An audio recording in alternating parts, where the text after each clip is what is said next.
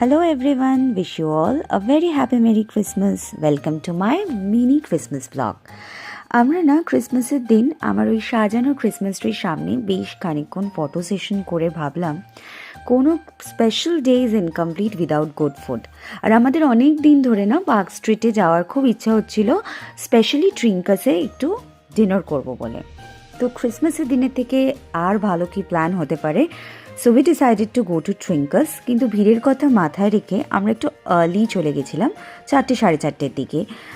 আমরা ট্রিঙ্কাসে ঢুকে বেশ ওদের কিছু স্পেশাল ডিশ ট্রাই করেছি। খাবার দাবার তো বেশ ভালো, ট্রিঙ্কাস নিয়ে বলার কিছুই নেই। তবে ওদের এই দ্য আদার রুমের ইন্টেরিয়ার ডেকোরেশনটা আমার খুব একটা ভালো লাগেনি, বেশ ঘুটঘুটে অন্ধকার টাইপ। যাই হোক, যখন আমরা 7:30 নাগাদ বেরিয়েছি তখন পার্ক স্ট্রিট ওয়াজ লাইক, বলতে হবে না, তোমরাই দেখো, মানে পুরো কলকাতার মানুষ বোধহয় পার্ক স্ট্রিটেই ছিল কালকে।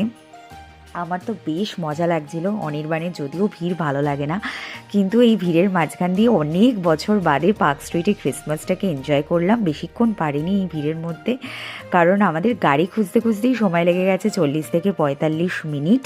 কিন্তু এত ভিড়, তার মাঝেও আমরা টুক করে কিছু মোমেন্টস ক্লিক করে নিয়েছি।